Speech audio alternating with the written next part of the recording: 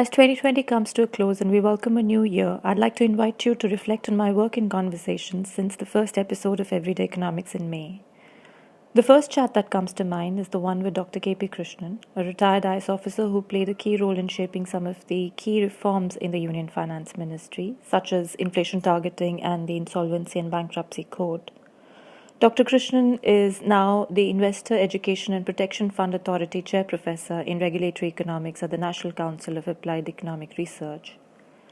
This chat was interesting for the nuanced arguments he made on why economists and their expertise is crucial in policy making, even as he explained why politicians tend to have their ears to the ground and bureaucrats a better feel of how the system works.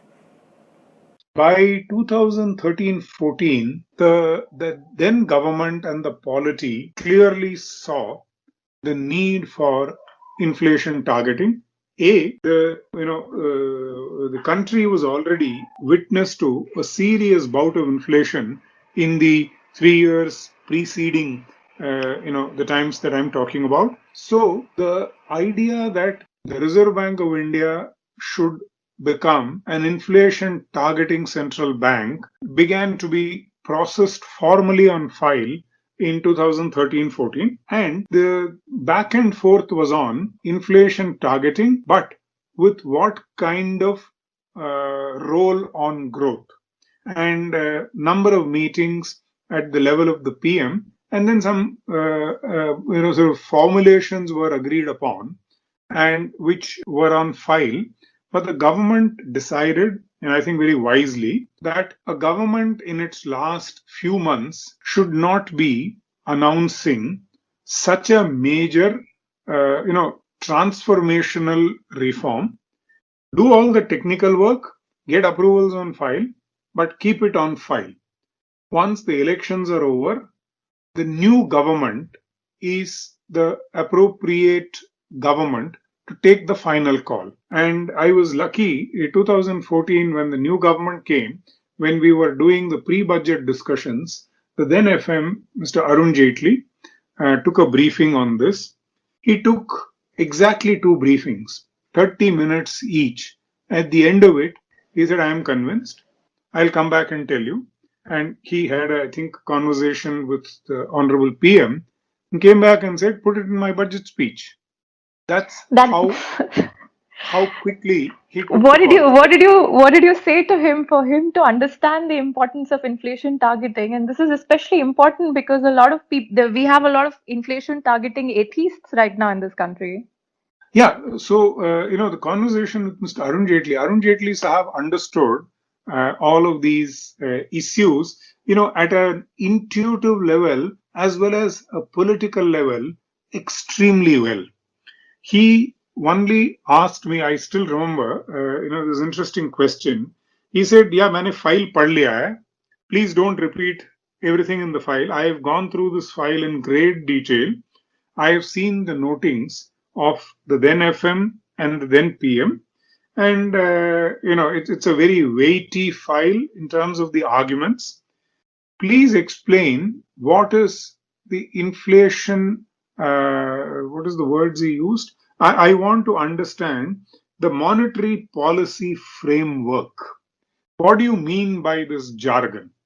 So Dr. Arvind Mayaram, the finance secretary, and I, we spent a little time with him explaining, quote unquote, this jargon. Then he said, great. What is the inflation targeting formulation that you're proposing? Is it going to be an amendment to the Act? We said, sir, I think we should hasten slowly.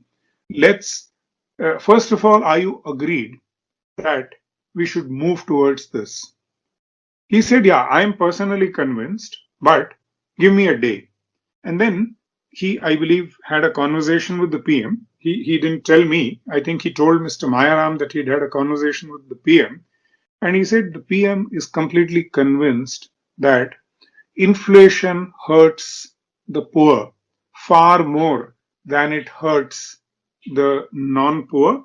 And as a public policy measure and as a desirable objective and target for the central bank, there is absolutely no question. And he didn't think it was a technical question at all. He clearly perceived it as the objective of public policy, and then he had no difficulty, I believe, approving the suggestion. So Mr. Jaitley approved it on file in exactly 2 sittings of half an hour and said, "Go ahead. How are you planning Did to?" he not ask you what a lot of economists in fact ask today, which is how can the RBI be expected to control the prices of onions?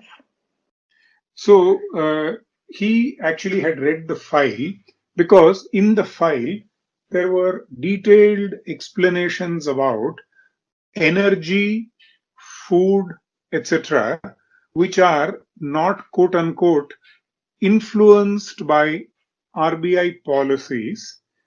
What is therefore the role of the RBI in controlling these prices? So, very learned discussions in the file. I'm trying to remember. I think a lot of the notings were by Ila Patnaik, who was then principal economic advisor. And I'm trying to remember, was it Dr. Arvind Virmani who was the CEA? I can't recall because for a I while, think there was no CEA. no Dr. CEA. Arvind Yeah, Subramanian yeah. joined later. Correct. I think there was a gap.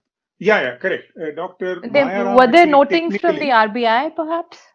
no, no. Actually, the file notings in our Ministry of Finance files, Dr. Arvind Mayaram was holding charge as CEA. We had no CEA. Okay, So a okay. lot of the technical notings were by Dr. Ila Patnaik, and there were exchange of correspondence with the RBI.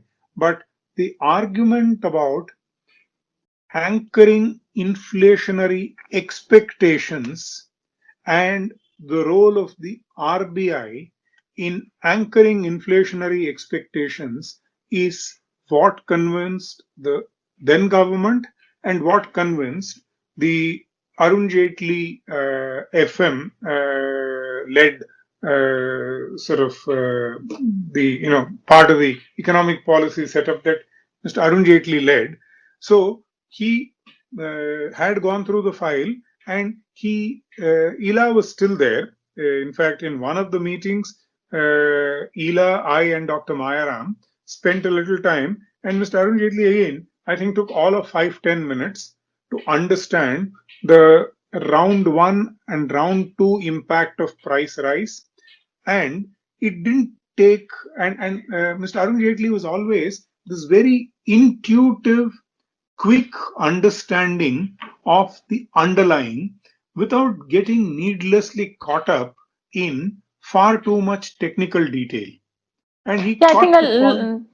Sorry? I think a lot of people don't understand that people think inflation can only be supply side or demand side, but they don't understand that how inflation from food can spill over into non-food purely through Exactly. expectations. I think that part, a lot of people don't understand. I think that is what sort of needs to be understood when we talk about inflation and inflation targeting in India. Exactly.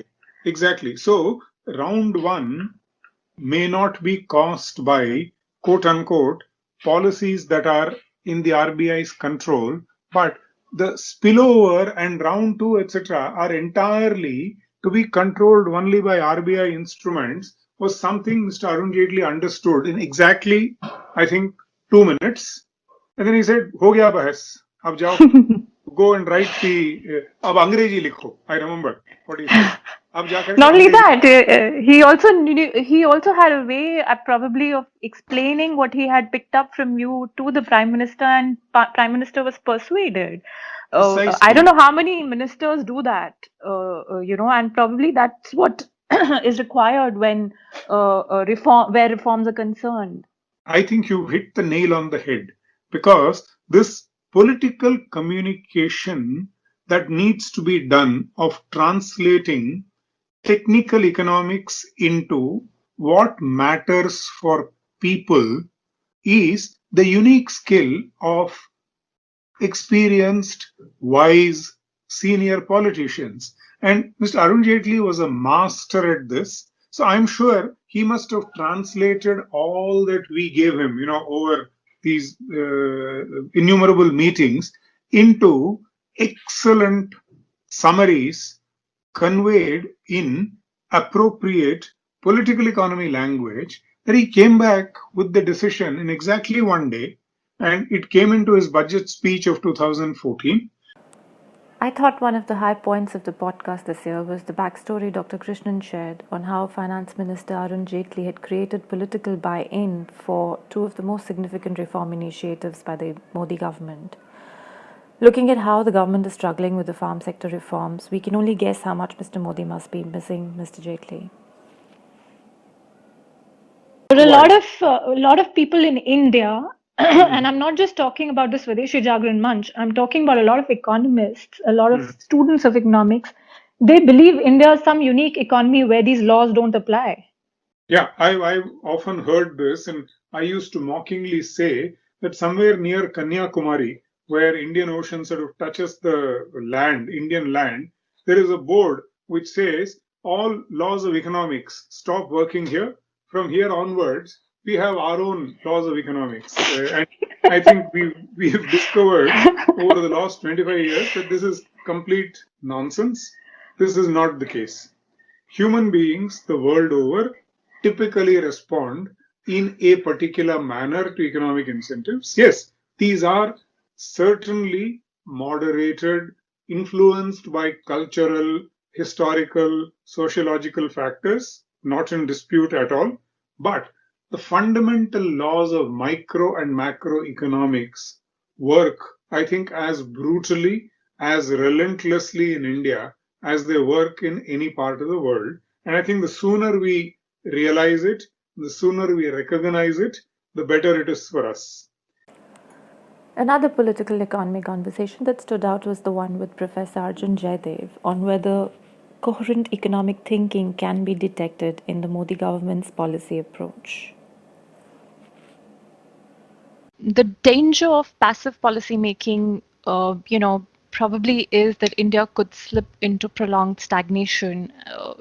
If you agree with that, and given how we've discussed a lot what should be done, but we've also seen how what is being done, and there's a certain attitude towards these decisions and policies in government, and that's the reality. So what is the danger of passive policy making, and if there is a real danger of India slipping into prolonged stagnation? And the second thing I want to put to you, which is related to this, is that you said that you're puzzled why government has not been more proactive. Would you say that the real constraint here is not the administrative mechanisms for spending money or even the resources, but probably ideology? And this has actually in some ways been put forth by the finance minister herself in one of her press conferences, where she talked about the empowerment versus the doles debate. I wonder if this is just headline management, or if it is actually the real reason behind the government's reluctance to spend, because Mr. Modi is very conscious of his self-image. In his prime ministerial campaign in 2014, he sold himself to the middle class voters as someone who does not splurge their hard-earned taxes down leaky spending systems. And he has been, as you said, scathing on NREGA. Yes. He has taken credit for direct benefit transfers. He possibly thinks he cannot go down the fiscal stimulus path that was taken by the UPA government. But at the same time, this is also confused positions, because the Modi government's policy of PM Kisan is nothing but cash support. So if there can be cash support for farmers, there can also be cash support for other groups. How can how do you view all of these Square the different? circle, yeah. Yeah. You know, when I say puzzled, I really was puzzled. Let me start with the first question. What's the danger of actually not getting ahead, if you will, of the of the economic situation, and falling behind and being reactive and being passive, as you suggested? Well, the dangers are extremely large, right? If India is not able to generate really productive, inclusive growth in the next 5 to 10 years, we have lost our advantage. I mean, this is the demographic bulge that everyone was speaking about, 10 years ago as being our, something that was really the reason for our moment in the sun. If we're not able to do that, we're not able to find productive employment and output for our younger people, you can't do it again. That really is it. So, and then you will find a situation where you're talking about two economies in one, a small enclave economy where people have jumped over, if you will, to the other side and are having, in some sense, both the incomes and the employment opportunities and the safety that you would expect of a middle income or an upper middle income country, and another group of people, large group of people who are outside looking in. I can only shudder at the kind of political implications of something like that. This has also got regional implications. Clearly, the South is the area where you've seen the most sort of widespread inclusive growth, to whatever extent one has seen it, and that's not been there in the North. Especially in some of those states where actually the demographic bulge is much more pronounced. So it really is, in some sense, an existential question, I think, for India. These next 10 years are an existential question, which is why if you're not ahead of the game and you're really being passive and you're really thinking about things, our destiny is just going to come if we're empowered and so on, or self-reliant and so on. This is, I think, wishful thinking. So really, I mean, me, like anyone else, I think in this country, is just crying out for some sort of clear vision about how we're going to move forward, without, in some sense, everyone appreciates, I think, as Indians, we like spectacle, we like, targets and so on. And but those are headline management. On the day-to-day basis, I think everyone would like to see some more vision for the next 10 years. So I hope that answers my view of the first part. As far as the second part goes, again, this is something that I am puzzled about. I don't know if one can call it purely ideology, because in some sense, the ideology of the previous governments, I would say, right from 2000 to 2014, and that includes both NDA and UPA governments, was possibly more conservative on certain economic elements, right? So when I say conservative, they did things in a more measured way, even if there were some sort of visions behind them in one way or the other. And specifically, the Vajpayee government was much more circumspect in some of these things. I don't think, frankly, there's an economic ideology. I think it's my read into this is that it's much more opportunistic and based on a politics of spectacle than anything else. I mean, look at the number of things that have happened. Demonetization, being the big one before this, the debacle that we've seen right now in this response, things like just the management, for example, between the RBI and the government. So there seems to be nothing that really is an undergirding principle that one can rely on as a guidepost, to what actions are going to be undertaken. So that, I don't know if that's more worrying or less worrying. It is certainly more puzzling to me.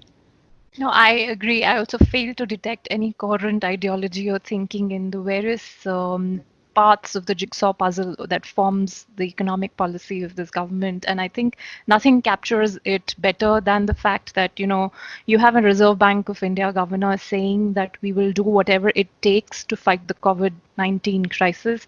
And you have a chief economic advisor sitting in Delhi saying that, but there are no free lunches and therefore we cannot just go out and spend as much as people expect us to. So I think that just captures the complete disconnect in thinking and betrays, the whole approach to policy making in this government. And then there was the very interesting political economy discussion with Congress leader Jairam Ramesh, in which he busted some myths around the 1991 reforms. A few years back, Mr. Ramesh had published an authoritative account of the reforms, since he was a key aide in Prime Minister P.V. Narasimha Rao's PMO during the crucial first 70-something days of the reforms. There may have been no industrial policy reforms had he not drafted a clever preamble for the proposal, which made sure that the Congress leaders that had initially rejected it finally approved it. He came to the podcast and explained how, unlike what people believe, P.V. Narasimha Rao was actually a reluctant reformer. And although Indian economists and technocrats such as Dr. Manmohan Singh had been trying for years to push the very same reforms. It was finally the conditionality imposed by the IMF's bailout package in 1991, which is what ensured that politicians could no longer resist and had little choice but to listen to the economists and allow these reforms to be carried out. So Dr. Manmohan Singh, he knew what had to be done, and for the first time, he was not just an advisor; he was an executor. He was finance minister, and I think Mr. Narasimha Rao also recognized.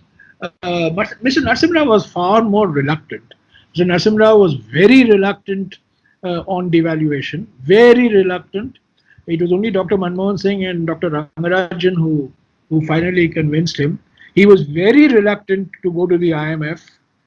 In fact, till the last, he kept asking me to have, explore back channels with Dr. Arjun Sengupta, who was then with the IMF, who had somehow suggested to Mr. Narasimha Rao that you don't require to go to the IMF. So, but Mr. Narasimha Rao was a very, very reluctant reformer in the first 3-4 months. But once his reforms started showing results, first moderately and then subsequently in substantial measure, he became far more confident, and by mid-1993, I would say he became the strongest votary of his own reforms. And what was the role of the IMF's conditionality in precipitating the reform process? Of course, there was this general knowledge in the policy circles in India that this is what that was required to be done, but the political, the politics was not allowing it to take place. Did the fact that India had literally no option but to, accept a bailout from the IMF, and which came along with certain conditions, was that the final? Puja, we had 4 options before us on the 20th of June or the 21st of June, 1991. Let me quickly take you through the 4 options. And in fact, this was discussed. First option was to declare a default. The declaration of a default is based on a very well-known principle of finance, that if you owe somebody $500, you should be worried. If you owe somebody $5 million, he should be worried, right? So, we owe the world millions of dollars. So what? We default. Latin American countries have defaulted.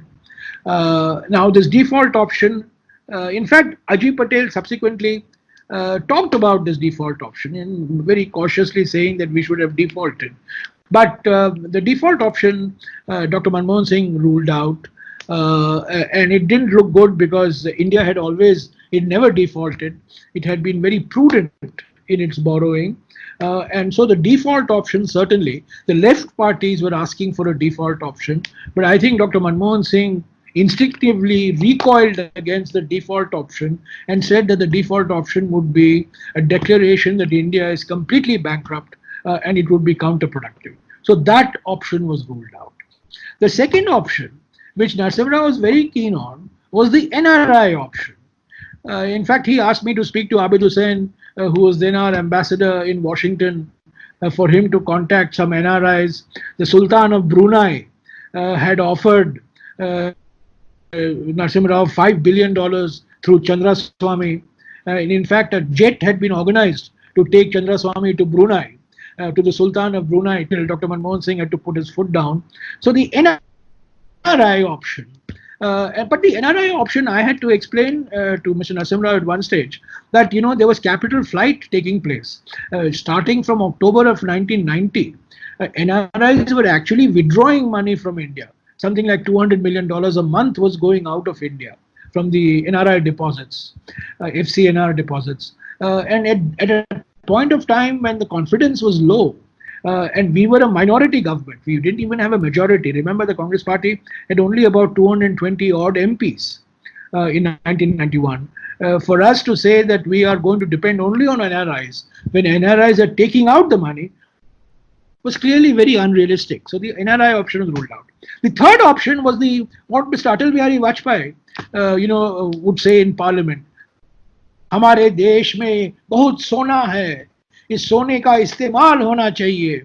That what we should do is we should use something like the gold bonds of Moraji in the 1960s, and we should use our gold reserves. Now, the point with the gold reserves was, if you remember, Puja, Yashwant Sinha, had to mortgage 40 tons of gold, and he's never been able to live down that period, of mortgaging gold and borrowing against the gold. And in any case, how much of gold are you going to mortgage? Because our requirements were not, a few hundred million. Our requirements were a few $billion. So the gold option was ruled out, the NRI option was ruled out, the default option was ruled out. So the only option was the IMF option. The IMF and the World Bank were offering you a safety net of a few $1 billion, $3 to $4 billion, and they were telling us, okay, we'll give you the money provided you do all the sensible things that you yourselves have been wanting to do since the mid 80s. So if you ask me, without the IMF, would 91 reforms have taken place? The answer is no. They were absolutely essential. Did the IMF dictate the reforms? The answer because the reforms were well known. Rakesh Mohan was there, Monte Ahluwalia was there, Mr. Amarnath Verma was there. I had a small role to play, and most of all, Dr. Manmohan Singh himself was there. So I don't think we needed anybody to tell us what needs to be done. But the fact of getting it done was directly linked to the IMF. So if the IMF was not there, these reforms would not have taken place in mid of 1991. Yes, the knowledge and what had to be done was there. It was in fact documented in writing, and it was the push from the IMF, the conditionality from the IMF that kind of created the conducive conditions for it. They were leaning, I would call it, they were leaning on an open door, Yeah.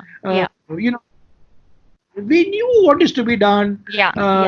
Many, in fact, the IMF, the letter that we sent to the IMF, normally in other countries the IMF drafts it, but in our case we drafted very large sections of the conditionality letter.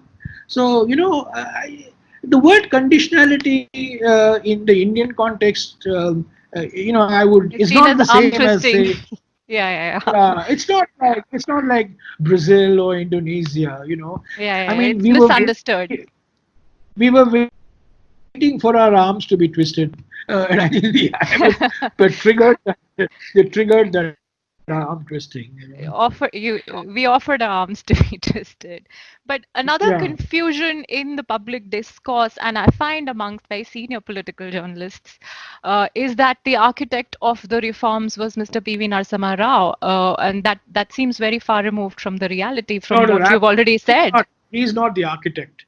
He's certainly not the architect. Anybody who says that he's an architect just does not know the facts. He provided the political support, he provided the political umbrella, he provided the political backing, he provided the political cover for Dr. Manmohan Singh. The architect was clearly Dr. Manmohan Singh. But could Narasimha Rao have done these reforms without Manmohan Singh? No. Could Manmohan Singh have done these reforms without Narasimha Rao? No. I think this was a jugalbandi. But I want to press you more on this, because you have in your book said that, in the Congress parliamentary party meetings, the finance minister got a lonely figure and the prime minister did nothing to alleviate his distress. In another place, you say that when Mr. Narasimha Rao organized a meeting with opposition leaders such as L.K. Advani, etc., and called his finance minister, Dr. Manmohan Singh, to explain the reforms, Dr. Manmohan Singh was completely on his own. He received no support from the prime minister. There's another example of the urea prices, which triggered a mini revolt in the Congress party. Again, Dr. Manmohan Singh was on his own. When it came to the industrial policy, getting Congress party support for it, it was left for you to attach a preamble to it. And I think on June 25th, within 4 days of becoming finance minister, it was said that the government started with a self goal because the finance minister announced something on pricing and the prime minister did not support him.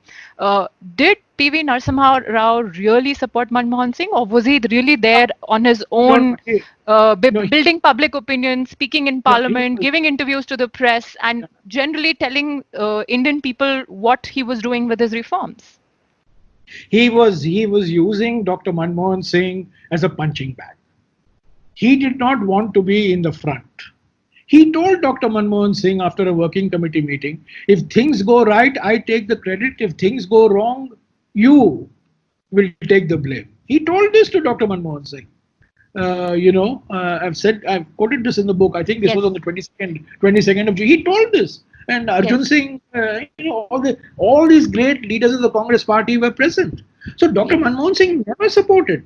I mean, when, there were about 340 MPs who were attacking Dr. Manmohan Singh on his July 24th budget, there were only 2 MPs who supported Dr. Manmohan Singh. Only 2 MPs. One was Nathuram Mirza, from Rajasthan, and the other, you will be shocked when I tell you, is Manishankar Iyer. These were the only 2 people who supported Dr. Manmohan Singh, and Mr. Narasimha Rao kept quiet. He allowed Dr. Manmohan Singh to take all the flak. Mr. Vajpayee, would attack all the time. Narasimha Rao would say nothing. Chandrasekhar would attack. Narasimha Rao would say nothing. But remember, he quietly backed whatever Manmohan Singh wanted. 2-step devaluation, reluctant backer. Delicensing, reluctant backer. Complete overhaul of import-export regime. Chidambaram started it, reluctant backer. But he never backtracked. The only time that Narasimha Rao got cold feet, the only day he got cold feet was, I think, on the 18th of August, when there was a coup against Gorbachev. And, he gave a public speech while addressing the Youth Congress, saying that this is what happens to reformers. We should not go very fast on reforms. And I remember Dr. Manmohan Singh calling me and saying, what does the statement mean? Is the Prime Minister backtracking on reforms? But no, this was, this was Mr. Narasimha Rao indulging in loud thinking. Remember, Mr. Narasimha Rao was a man who played chess with himself. He was constantly moving pawns here and there, looking 2 steps ahead. He never wavered in his support for Dr. Manmohan Singh. A lot of people would go and complain to him, give him notes. Many of those notes would come to me. But he never said, he never wrote anything on it. He just said, have a look at it, and do whatever you want. So in my view, he backed Dr. Manmohan Singh to the hilt. And when Manmohan Singh was under attack, from people like Arjun Singh, Fatedar, Balram Jhakar, Rajesh Pilot, he backed him completely, backed him to the hilt. But not in public. In public, he allowed Dr. Manmohan Singh to take the flak. It's going to be 3 decades since the 1991 reforms. In this period, not everything has turned out as was originally hoped for. Mostly because as soon as the balance of payment crisis of 1991 that had cracked open the political space for sound economics was brought under control and macroeconomic stability restored, politicians once again started paying less attention to economic expertise, which meant at times they did as economists advised, but often they did not. The result is that the economic model has stopped delivering the goods. One of my favorite conversations with an economist this year was with Dr. Radhika Kapoor of ICRIA about understanding India's labor and job crisis, which became more urgent in face of the COVID crisis and its consequences for migrant and informal labor. So, Pooja, India's labor market is characterized by what is called a dualistic structure, which essentially means that you have a very large proportion of the workforce employed in the unorganized sector, and a considerably smaller proportion of the workforce is in what is the organized sector.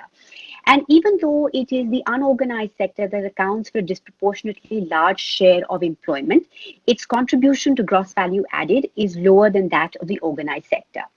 Now, in addition to the existence of this organized and unorganized sector, you have different types of employment arrangements or different types of employment status that exist in India. To begin with, about 75% of our workforce falls in the category of what is called self-employment or casual labor.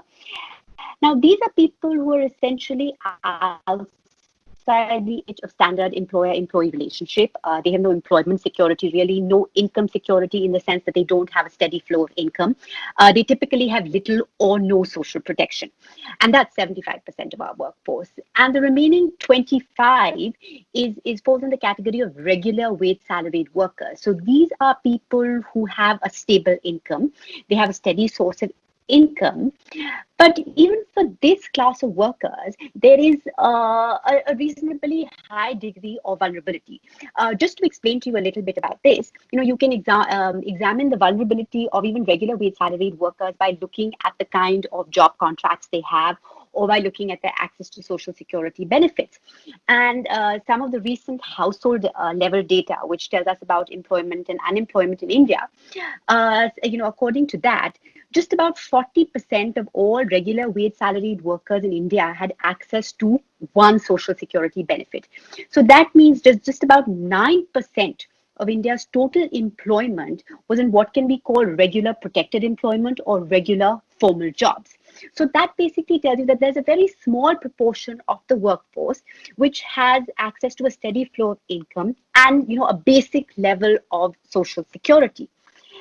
If you actually go down a bit further and you see that what is the percentage of regular wage salaried workers who had access to all possible social security benefits that are captured in our databases, be it Provident Fund, healthcare, and maternity benefits, that's just about 3.8% of the total workforce.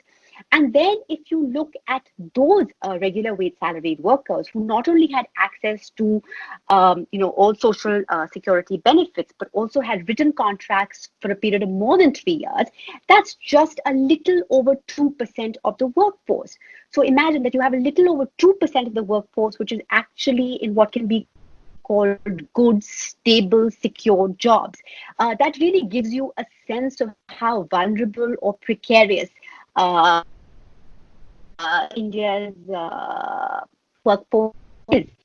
And also, if you look at the level of earnings, you'll realize that typically most people are in very low wage jobs. For instance, even in the category of regular wage salaried workers, which are typically better off than the casual or the self-employed, what we find from the last employment unemployment survey that's available is that just about 36% of all regular wage salaried workers earn more than 15,000 rupees a month. And 45% actually earn below 9,750 rupees a month. And where am I coming up with this 9,750 number? There was actually an expert committee which was appointed by the government in 2018 to determine a minimum wage for India. And they said that the minimum wage amounted to 375 rupees a day, or 9,750 rupees a month. So you can imagine that if 45% of your regular wage salaried workers are also earning less than what is this minimum wage, then they must be extremely vulnerable. And casual workers are even more vulnerable because 94% of them earn less than rupees 375 a day. So imagine, casual workers are people who don't even get employment on a daily basis. So for them to earn the minimum threshold of in a month of 9,750 is even harder. The reason I'm throwing all these statistics at you is just to explain to you that not only are the terms of employment very precarious, but also the earning levels are so low that given the state that we are in right now, most of our workforce really doesn't have the financial wherewithal to cope with a period of unemployment or a lockdown. And these numbers that you say, do they include government employees and public sector employees? The 2% of the most economically secure with all kinds of social protection that you spoke of? Absolutely. So it's likely that most of these people are really what is counting for that 2% figure. So even before the COVID crisis, workers were just about getting by, as you say. And I think this helps me put in perspective the fact that if the minimum wage per day, which was proposed, was 375 rupees, then the rupees 500 cash transfer per month for the next 3 months announced by the central government for Jan Dhan accounts of women is actually less than 2 days' wages. Absolutely. That's how Of course, small it the doesn't income matter that this recommendation of 375 rupees was not was accepted. not accepted. Yeah. Yes. And so so in this current situation, we've of course been watching the state's many failures, its incapacity to reach out to migrant laborers. In fact, in an interview to the Hindustan Times, Finance Minister Nirmala Sitharaman accepted that the government has no administrative mechanism to deliver relief in a targeted way to informal workers who were being reported about in the press. And so the state failure is quite clear, but also the lid has been blown off the Indian growth model. If there is such a large proportion of the workforce that is so vulnerable, getting paid as little as you're saying, with no social benefits or protection, no retirement benefits, no formal leave, then what is really the growth model delivered to the large part of the population? Well, it's interesting to look at this in the context of economic growth that India has witnessed, because some of the statistics that I was telling you, for example, the 2% that I was telling you about, which is in these really good, secure jobs, that number hasn't really fluctuated at all. Even if you go back to 2004-5, and the period after that is when India witnessed spectacular growth. That showed us is that despite the fact that we would translate into creation of good jobs. In fact, that period in the literature is referred to as the 2012 and 2017-18. That period is now being referred to by some as lost growth, because we've actually seen a decline in employment in absolute terms during this period, despite having growth rates. And the disconnect between growth and employment essentially, to my mind, is a result of the sectoral composition of growth. It is a result of the nature of the structural transformation that we have undergone, where basically we have seen a leap straight from the agriculture to the services sector. And the phase of manufacturing-led growth, we have jumped that. So high growth of GDP was created, because of high-end services, but these were not the sectors that were actually able to generate employment for large numbers of India's unskilled, low-skilled, or semi-skilled workers. The sector that actually had the capability to do that, which is the manufacturing sector in particular, because there is no other country at India's level of development where growth has been service-led and not manufacturing-led, that phase never happened. So we really haven't been able to create those kind of jobs. And even within manufacturing, the sectors that have performed well are again the more capital-intensive sectors, not the labor-intensive sectors, which could have essentially absorbed the large masses of people which were exiting the agricultural sector. So the story of the sectoral composition of growth is critical to understanding why we first had job-less growth, and then, of course, it moved to job-loss growth during 2011-12 and 2017-18. Radhika's colleague, director and chief executive of IFCRIAR, Dr. Rajat Kathuria, was earlier on the show in one of the highest traffic-generating episodes about the clamor for boycotting Chinese imports. Dr. Kathuria explained how import substitution policies that were put in place in the first few decades after independence hurt Indian economy and industry. He compared with that the import substitution policies being tried out by the Modi government. So, the import substitution policies that were put in place beginning the 1950s and 60s was with a view to build Indian industry. There was a lot of market failure post-independence, and market failure in the sense that private capital was unlikely to come into an economy that was newly independent, and therefore the public sector stepped in. And in order to provide the public sector the space to invest, there was a move or an initiative to try and sort of block imports for the benefit of Indian industry. And this is an industrialization strategy that has been followed by many, many countries. And it was sort of intellectually the flavor of the times as well. One had looked at the infant industry argument. There was an infant industry argument also around at that time. And I think India was not alone in doing what it was doing in trying to promote domestic industry in the background of, I think, deep-seated market failures, and also trying to at the same time sort of provide for its population in terms of creating jobs, in terms of creating investments, so that over time one could then integrate with the global economy and then begin to engage more with the global economy. Unfortunately, we got the first, part of it right, in the sense that we were able to create a space for public investment and some private investment. But we were able to do that. But unfortunately, we were not able to remove those controls and the licensing and what eventually came to be called the license Raj. We were unable to remove those controls that we had put into place. As I said, intellectually, that was motivated by the infant industry argument. The infant industry argument, just for a moment, just to dwell on that, is to try and protect the infant until it grows up, and then to liberalize and let it engage and compete with the rest of the world. That engagement and that liberalization never happened. And as you said, a number of economists in India, most particularly, I think, Professor Jagdish Bhagwati, has articulated his criticism about those policies. They kept getting more and more entrenched, and it became more difficult to come out. So once you provide for subsidies, or once you provide for licensing, getting out of them in normal times becomes extremely difficult. And that is what happened, I think, in India through the various plans, through the various years, is that more and more investments happened on the back of protectionism.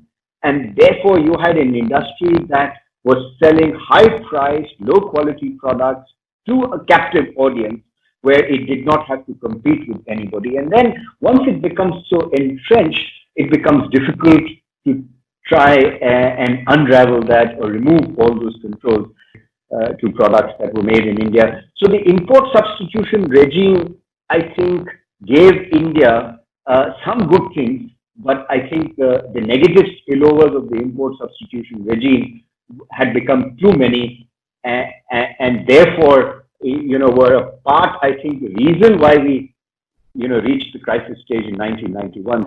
Over time, along with the import substitution regime, we experimented with a number of other things, and we experimented with also export promotion. And export promotion and import substitution, as we know now through global markets and global value chains, are not policies that can both be successful together. We now know that.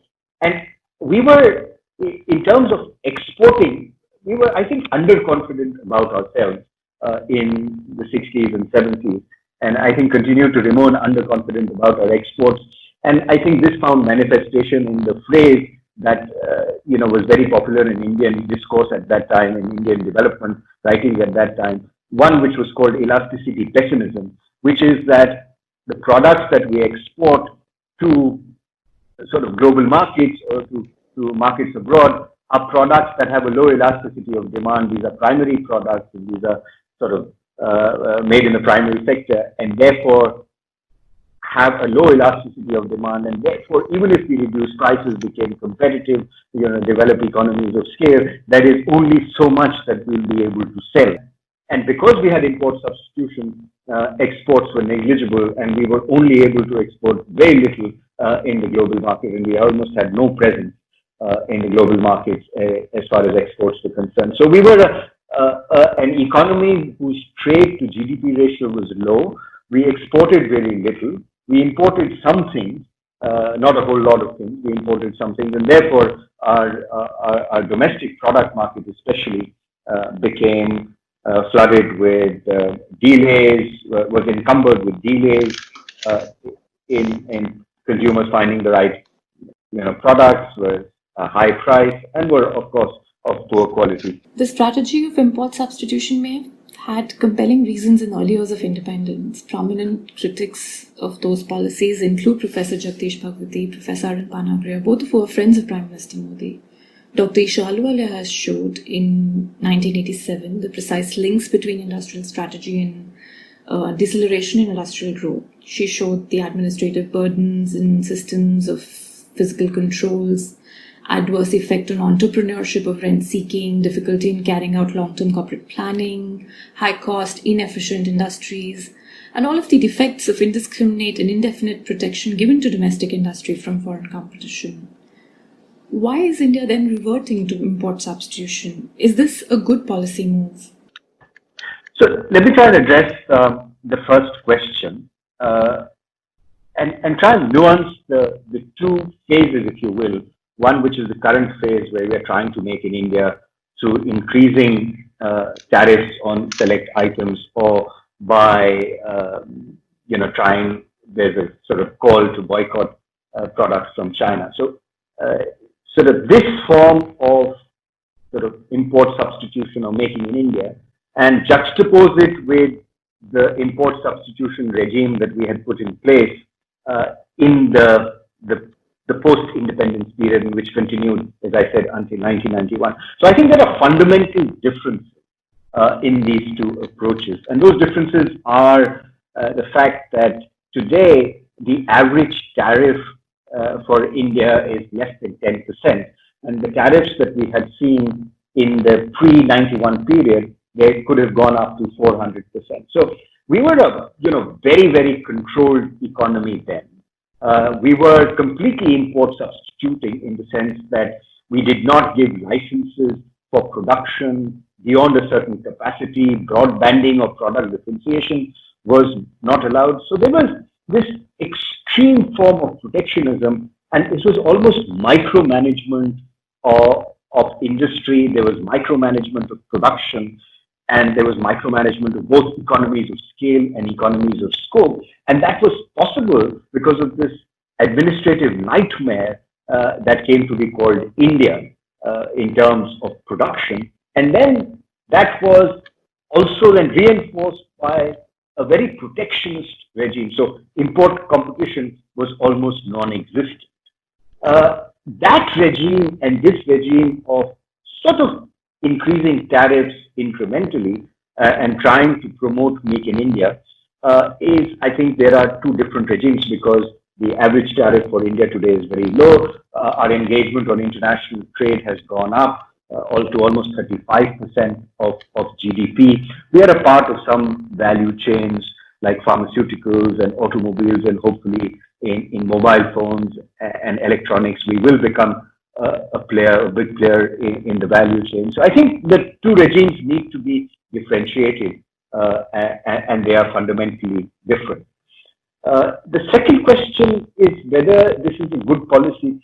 I think we had very hard-earned gains post-1991 to be able to become competitive in a number of industries, and those hard-earned gains were as a result of product market liberalization. To a large extent, we've succeeded in product market liberalization and reform, and those gains were as a result of that. And why I'm calling them hard-earned gains is because it took a long time, and it took a 1991 sort of macroeconomic and a balance of payment crisis for us to engage in them.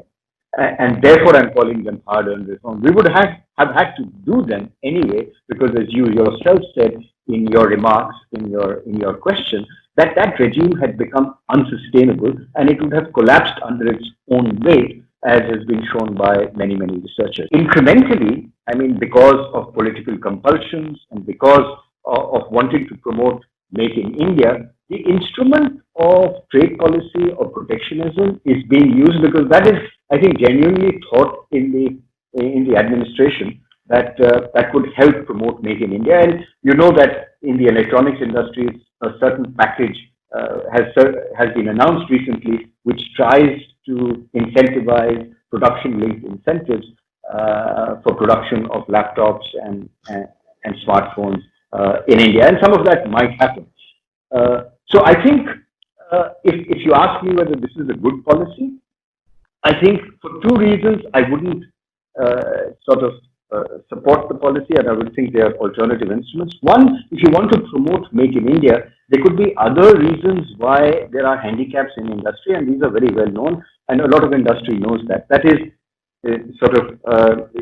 making ease of doing business more achievable, or improving the ease of doing business would be a better way to to attract investment, both domestic and foreign. And secondly, the signals that this sends, not only in India, but to the rest of the world, that we are willing to use tariff instruments of protectionism to promote domestic industry, signals, as your questions also shows, that we are going back to the old regime.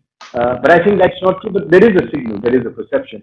Finally, let me end today's show with a snatch from an episode in which I didn't have a guest. Next week, I will play the second batch of my favorite podcasts of the year. Stay tuned. Finally, the point to bear in mind is that the revival may show up in sectors and segments of the economy not being tracked closely so far. That's because the COVID crisis may force fundamental changes in the way the economy works. Every public health crisis in history has led to lasting changes. The New Yorker magazine recently listed some examples. The Black Death reduced the population of medieval Europe to such an extent that labor became scarce and wage rates shot up, weakening the feudal system and in particular the social hierarchy in Britain. The First World War made way for a larger role of women in the economy.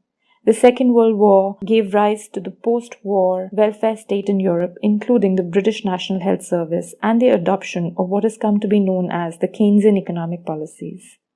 Similarly, the COVID-19 crisis has changed life, attitudes, behaviors, and governance substantially. We must remember that the COVID crisis is unlike anything else seen before. Not even during the Second World War, which plunged the Western world into the Great Depression, had the world economy come to a standstill the way it did in the last few months. Therefore, the current economic situation is truly unprecedented in its scale and depth. It will not be surprising if the changes in the economy it brings about are also very radical. And there's some evidence of this already. In every economic crisis so far, countries have relied on macroeconomic tools of monetary and/or fiscal policy. Those have been found to be ineffective in the present crisis. Despite federal stimulus spending of more than $3 trillion on emergency private wage protection, unemployment assistance, and other forms of relief, the US economy shrank by an annual rate of 32.9% between April and June this year. This is the sharpest contraction in the US GDP since the Second World War. The US has reported a rise in unemployment levels last seen in the Great Depression of the 1930s. Taking never-before monetary policy actions, the US Federal Reserve has injected more than $6 trillion into the US economy through rate cuts, credit and lending programs. And yet, these outcomes. The largest European economy, Germany, saw its growth contract by 10% between April and June, which is the sharpest slump seen in this economy since 1970. This, even after spending more than 130 billion euros on a fiscal stimulus package and slashing tax rates. Dr. Manmohan Singh, a former governor of the Reserve Bank of India and one of the best finance ministers India has seen, wrote an article recently in which he highlighted how there are no known policy tools to mitigate the impact of the COVID crisis. In fact, India's case is trickier than that of other economies. The crisis follows a decade of profligate borrowing by the government. The last 5 years had no global economic challenges, but that window was not put to good use for tidying up the mess. Rather, the government's financial management was allowed to deteriorate. Today, the Indian government has little ability to spend like other countries for mitigating the hardships heaped by the virus on the people. Tax collections are down, banks remain buried under mountains of colossal bad debt. The financial system is fragile. Should the debilitating impact of the crisis tip companies or banks into trouble, there's likely to be huge support for large bailouts of private banks, financial institutions, and companies by the taxpayer. These circumstances call for open minds for measuring, tracking, and analyzing and steering the economy through policy. Following old formulations blindly may not work to our advantage. Before closing this episode, let me leave you with a few questions to think about. Is the fact that economies need to evolve and adapt constantly in response to emergent real-world situations a good thing or bad? To be able to change is to be alive. Isn't that a comforting thought in times of a raging pandemic?